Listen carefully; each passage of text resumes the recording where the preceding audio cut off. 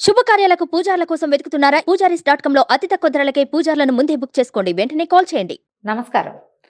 2024 జనవరిలో ఉన్నాం మనం.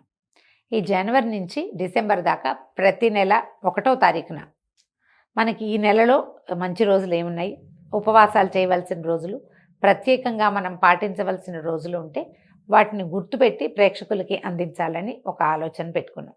యాక్చువల్గా కార్తీక మాసంలో ఇలాంటిది ఒకటి చేసాం, డిసెంబర్లో చేయలేకపోయాము. ఈ జనవరి నుంచి ఈ సంవత్సరం అంతా ప్రతి నెల మీరు గుర్తుపెట్టుకుని ఈ రోజున ఏకాదశి, ఈ రోజున సంకటహర చతుర్థి, ఈరోజు మహాశివరాత్రి, ఈరోజు పౌర్ణమి, ఇట్లా వరుసగా తిథుల ప్రకారం ముఖ్యమైన రోజుల్ని గుర్తుపెట్టి అందించాలని అనుకుంటున్నాము. సో జనవరి 1 నుంచి మొదలు పెట్టుకుందాం. జనవరి 1వ తేదీ ఏమైంది?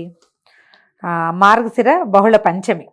అయితే ఈ పంచమికి ఏముంది, 1వ తారీఖు మనం ఎట్లాగూ ఏదో పూజలు వ్యవహారాలు చేస్తామా, అప్పుడు ఏం చేస్తాం, పార్టీ చేసుకుంటాం కదా. జనవరి 1 నుంచి మొదలు పెట్టుకుంటే 1, 2, 3, 4, 5, 6 తేదీల్లో ఏమి హడావిడి లేదు. 7వ తేదీ ఆదివారం నాడు గుర్తుపెట్టుకోండి, 7th ఏకాదశి. ఇప్పుడు మనము డిసెంబర్లో ఏం చేస్తాం, ముక్కోటి ఏకాదశి చేసుకుంటాం.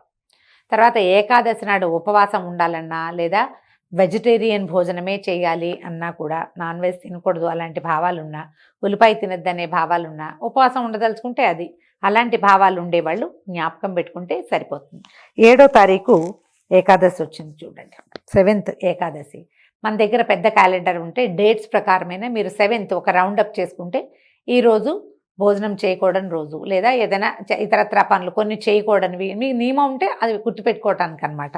అక్కడి నుంచి 7 తర్వాత 8, 9, 10 లేదు. ఈ 10వ తారీఖు బుధవారం నాడు మాస శివరాత్రి ఉన్నదండి. ఈ మాస శివరాత్రి రోజున మనం ఇంట్లో ఏమీ చేసుకోలేకపోయినా శివాలయానికి తప్పకుండా వెళ్ళవలసిన రోజు రౌండప్ చేసి పెట్టుకోండి. 10వ రోజు, ఈ 10వ తారీఖు జనవరి 10న మనం శివాలయ దర్శనం చేస్తే శివ దర్శనము మాస శివరాత్రి నాడు చాలా మంచిది. మార్గశిర మాసం వెళ్ళిపోతుంది అనమాట. ఆ తర్వాత అది 11వ తారీఖు అమావాస్య అయింది. తర్వాత 12వ తారీఖు పుష్యమాసం మొదలవుతుంది. 12 పుష్యం, 13 లేదు, 13వ తారీఖు వదిలేస్తే 14వ తారీఖు ఆదివారం భోగి, 15వ తారీఖు సోమవారము సంక్రమణం, మకర సంక్రాంతి పండగ, 16వ తారీఖు కనుమ. ఈ 3 రోజులు పెద్ద పండుగ జరుపుకుంటాం మనం. తిథులతోటి మనకి నియమం ఏం లేదు, పండుగ రోజులు జరుపుకుంటాం. భోగి నాడు తలంటి పోసుకుంటాం, సంక్రాంతి పండుగ నాడు రకరకాల దానాలు చేస్తాము. ఉత్తరాయణం వస్తుంది కాబట్టి పెద్దవాళ్ళకి ఏమైనా తర్పణాలు విడవటము అలాంటివి ఉంటే ఆ రోజున మనం ఇది ప్రత్యేకంగా చెప్పక్కర్లా, మనకి ఏటా తెలిసిందే.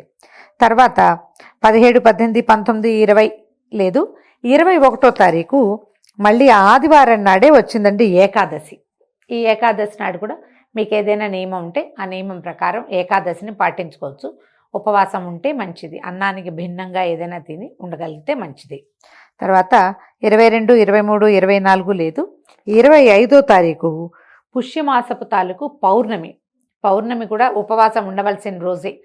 చేతనైతే ఉండటము, లేదా పౌర్ణమి నాడు మనకి ఏవైనా ఈతి బాధలున్నా, పిల్లలకి వివాహాలు కాకపోయినా, ఆడపిల్లలకి ఫ్యామిలీస్ తోటి స్త్రీలకి ఏదైనా ఇబ్బంది ఉంటే పౌర్ణమి నాటి రాత్రి సాయంకాలము, పగలు కొంచెం తేలికపాటి ఆహారం తీసుకుని సాయంకాలము లలితా అమ్మవారి తాలూకు లలితా సహస్రనామ స్తోత్రాన్ని చదువుకుని చంద్రుడికి పాయసాన్ని నివేదన చేస్తే చాలా మంచిది. మానసిక సమస్యలు ఉన్న పిల్లలకి మంచిది.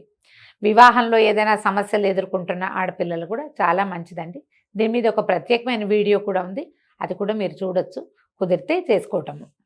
తర్వాత 26, 27 పుష్యభాగ్యమిని గురించి ఏదో చెప్తున్నారు ప్రత్యేకంగా.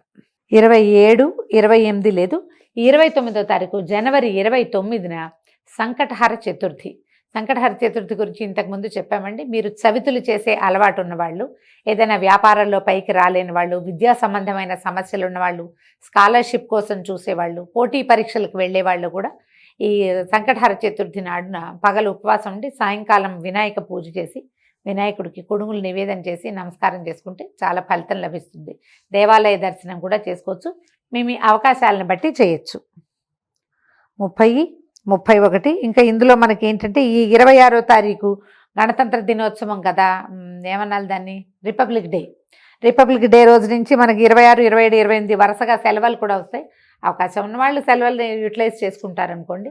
ఈ ముఖ్యమైన పర్వదినాల్లో పాటించవలసిన నియమాలు అవి ఏమైనా ప్రత్యేకంగా చేయగలిగితే మంచిది.